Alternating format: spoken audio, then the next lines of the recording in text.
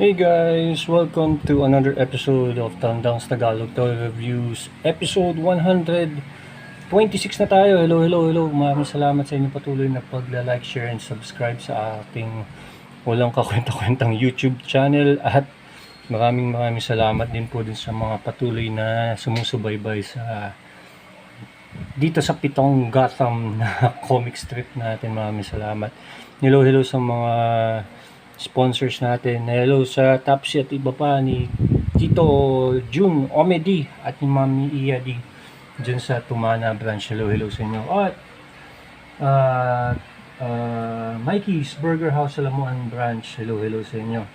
Ang episode na to ay may iba naman tayo. McFarlane naman ang review natin. Ito pasalubong sa akin to eh. Maraming salamat. Ang review din natin sa episode 126 ay medyo nostalgic to. Batman Classic TV Series. Yung black and white edition ni Robin. Para sa mga nakakaalam, si Robin dito, si Burt Ward. Para malabas na edad ko. Siya yung kasama ni Adam West noong araw.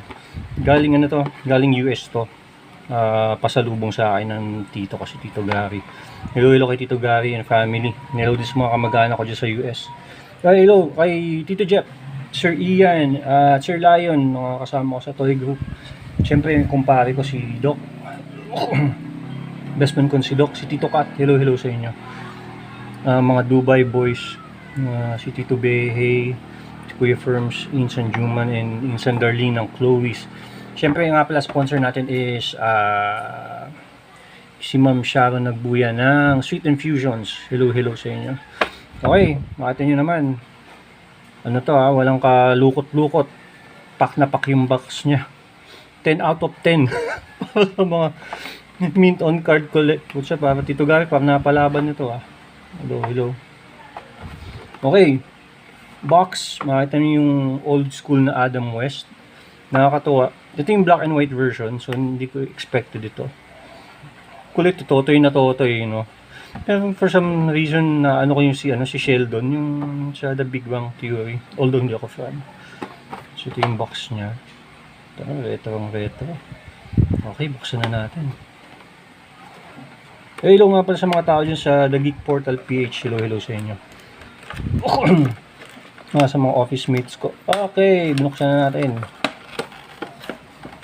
Ito yung first.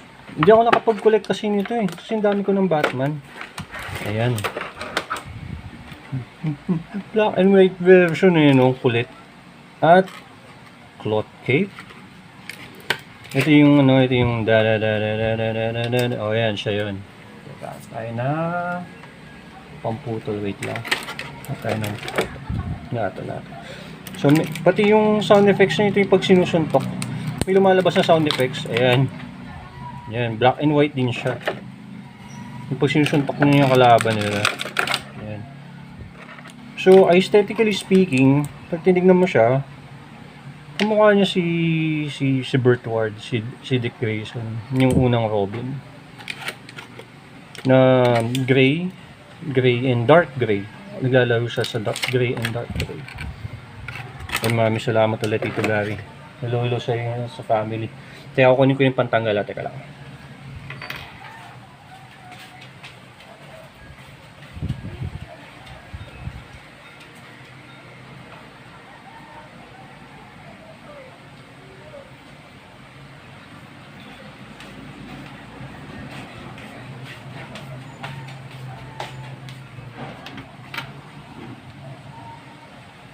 Kalimutan ko nga pala, may twisty wrap pala to.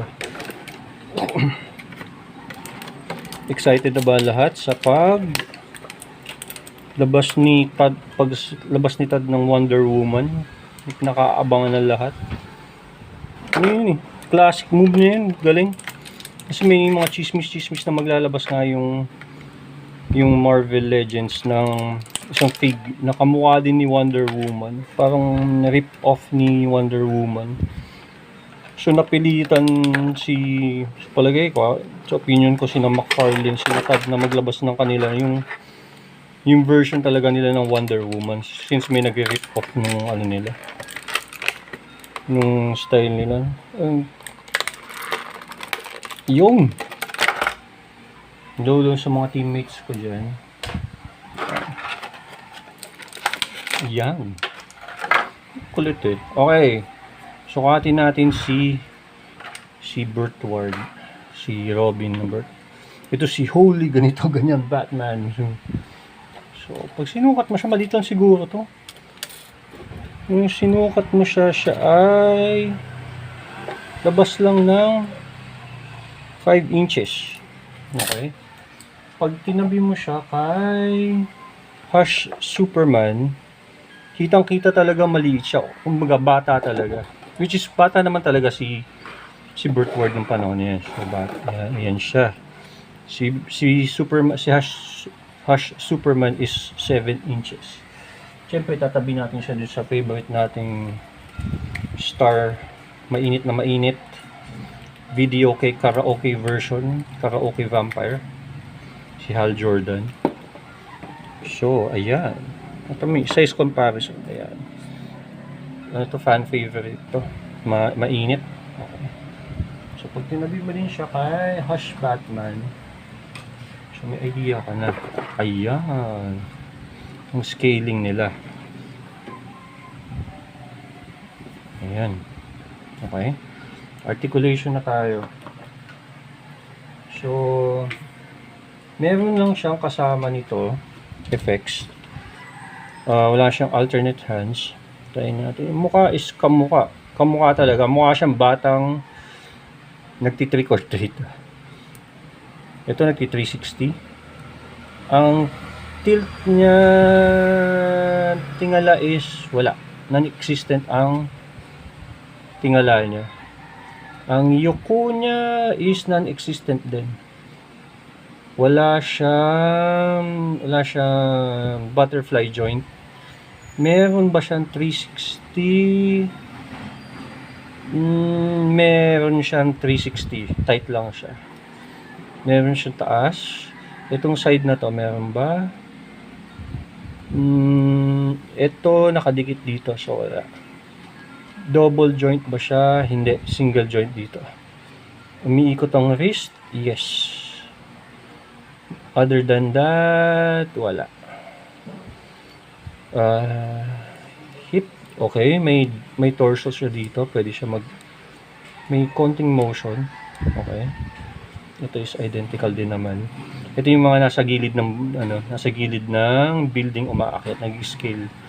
Hello sa kumpare ko si Tito Kat. Hello nga pala. Tito Mike, hello sa'yo. Siya kay Spike Up, tinaas, at kay Tito Luz. Okay, surprisingly, solid siya. Tapos siya hanggang dito. Ang paaba ay, hindi, wala. Doon lang yan. So, ang articulation niya is 1, 2,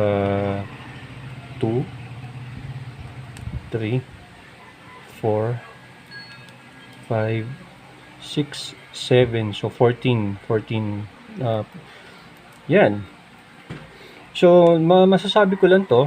Recommended siya kung kayo ay Batman ni yung mga Adam West, Burt Ward era. Yan. Suggest. Ano siya? Nostalgic siya kasi pag yung bata-bata ka, yung kung nakalakayan mo sila sa TV, nanonood ka, so medyo matanda ka na ngayon. Lolo ka na. Yan, Yan. More on display mo siya. Okay, pang parody. Yun masasabi ko. Gagamit ko siya sa pang Halloween, kumbaga ghost ni Burt Ward. Ayan. O guys, mayroon tayong pang episode 127, pang preview natin para may idea kayo kung ano. Subaybayan. Ito ang ating episode 127. Ayan, ang i-review natin. Pakiabangan. Ayos to, walang kalukot-lukot yung box. Maraming salamat kay Tito Gary. Pero sealed yan. Sealed naman yan. Yan, napalaban lang talaga yung box. Yun, no? Alam ko madami na sa inyo meron ito, pero abangan nyo, ha? Episode 127. Once again, guys, ito ang inyong Homeboy Squad. Maraming salamat sa inyong patuloy na pagla-like, share, and subscribe. And bye-bye. Ingat.